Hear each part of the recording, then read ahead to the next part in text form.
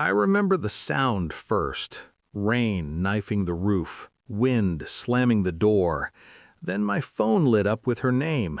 "She's gone," my wife said, breathless, righteous. "I did what you wouldn't." I was on the freeway, red taillights, sirens somewhere else. "What do you mean gone?"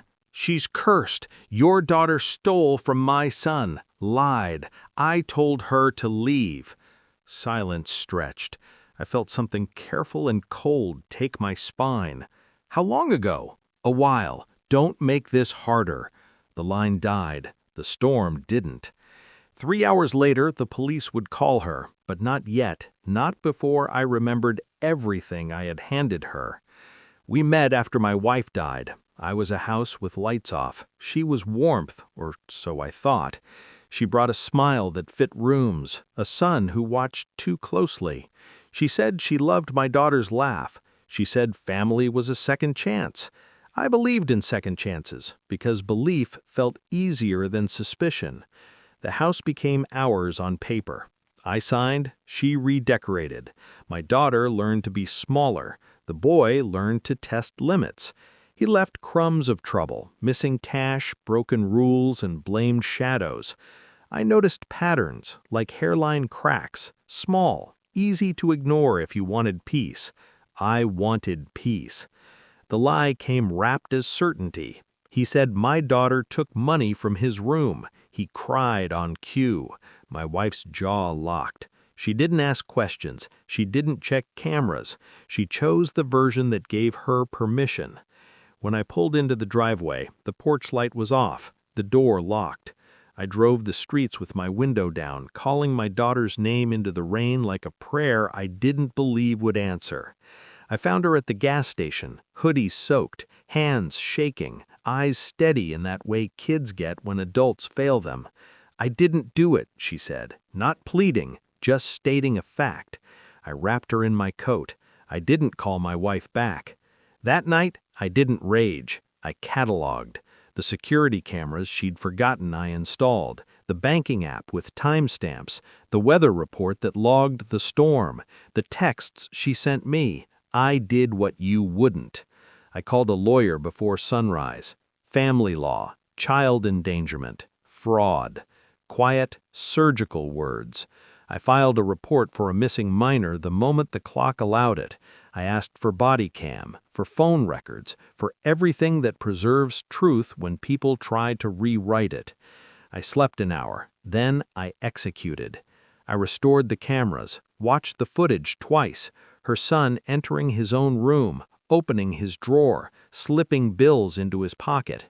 Later, my wife opening the front door and pointing into the rain, no coat, no call to me until after. I saved copies, redundant, unlosable. I froze the joint account, legally, temporarily, enough to make the air thin. I emailed the school counselor with documentation. I sent my lawyer the video. I requested a welfare check, not as revenge, but as record. I waited. When the police arrived at the house that evening, I wasn't there. I was at a diner with my daughter, watching her hands stop shaking as steam rose from a mug. The phone rang. Unknown number. "Sir," the officer said, voice tight, "we need to ask you some questions." I told the truth, all of it, calmly. I forwarded files. An hour later, my wife called me. She sounded smaller. "They're saying things," she whispered. "They're asking about the cameras." I said nothing. Then her son screamed in the background, a sound like an exposed nerve. "No," he yelled, "it wasn't like that." The police called her in horror, because horror isn't loud, it's procedural. It's an officer reading back your own words.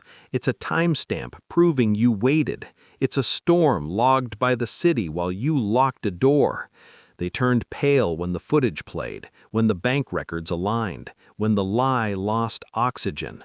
I faced her 2 days later, in a room with beige walls and no sympathy.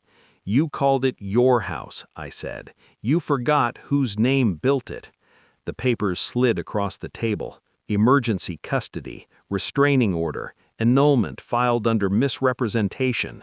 She reached for my hand like habit. I pulled it away like instinct. I didn't shout, I didn't gloat. I watched understanding arrive and unpack itself slowly. Now the house is quiet again, lights on. My daughter sleeps through storms. I make breakfast. I lock doors at night and unlock truths in the morning. Revenge isn't fire, it's ice. It doesn't burn the innocent. It preserves what matters and lets lies fracture under their own weight. I didn't need to raise my voice. I just needed to remember who I was protecting.